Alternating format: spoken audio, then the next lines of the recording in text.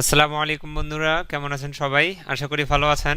স্বাগত জানাচ্ছি ফটোশপ বাংলা টিউটোরিয়ালের 13তম পর্বে। তো গত পর্বে আমরা কথা বলেছিলাম আইড্রপার টুল, কালার স্যাম্পলার টুল, রুলার টুল এবং নোট টুল নিয়ে। যারা গত পর্বের ভিডিওতে দেখেছেন, আশা করি যে আপনাদের এই 4টি টুলের সমস্যার সমাধান হয়ে গিয়েছে। তো আজকে আমরা কথা বলবো স্পট হেলিং ব্রাশ টুল, হেলিং ব্রাশ টুল নিয়ে। বাকি যে 3টি টুলস আছে এই প্রপার্টিতে, এগুলো নিয়ে আমরা পরে কথা বলবো।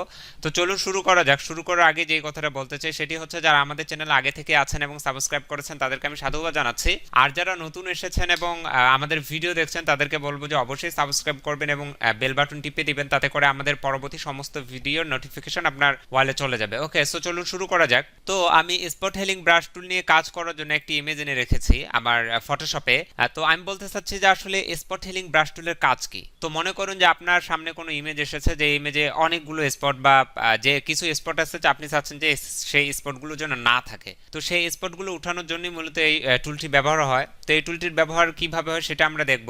তো দেখার আগে যে এই টুলটির যে সার্কেলটা আছে, দেখুন যে স্পট হেলিং টুলের যে সার্কেলটা আছে, এই সার্কেলটা কিন্তু ছোট বড় দুটোই করা যায়। আপনার স্পট অনুযায়ী যদি অনেক বড় স্পট হয় তাহলে আপনি এটাকে বড় করতে পারেন, আবার যদি স্পট ছোট হয় যেমন এরকম, এর জন্য আপনারা ছোট করতে পারেন।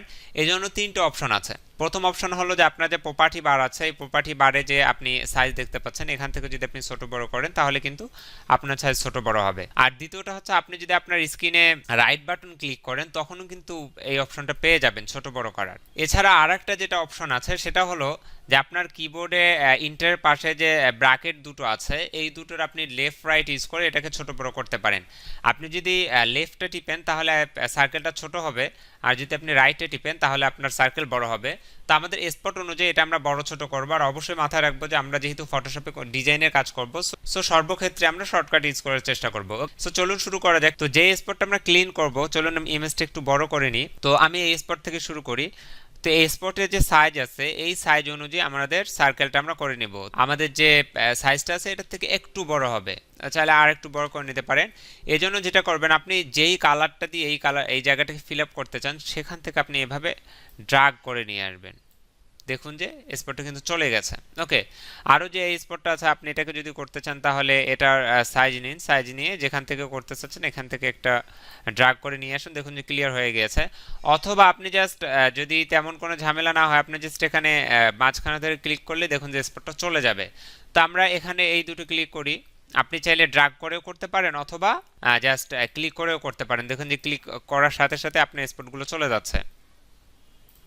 তো স্পট হিলিং ব্রাশ টুলের কাজ হলো যে আপনার ফেসে যে প্রবলেমগুলো আছে, এই প্রবলেমগুলোকে বা স্পটগুলো আছে, এই স্পটগুলোকে সে ক্লিন করে দিবে। তো আমি কন্ট্রোল অল্টার জেড টিপে ব্যাক করি আগের অবস্থায়। তো এখন আমরা কাজ দেখব হেলিং ব্রাশ টুলের। তো হেলিং ব্রাশ টুল আর স্পট হেলিং ব্রাশ টুলের কাজ প্রায় সেম, বাট কিছু পার্থক্য আছে।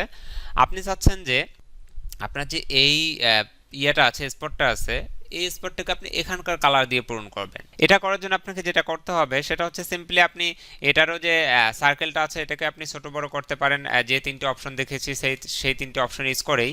তো আপনি মনে করেন যে এই কালারটা আপনি এখানে ফিল আপ করবেন। তো আপনি এখানে যা করবেন সেটা হচ্ছে যে আপনার যে কিবোর্ডের অল্টার আছে, অল্টার টিপে ধরে আপনাকে এখান থেকে এই কালারটা পিক করতে হবে।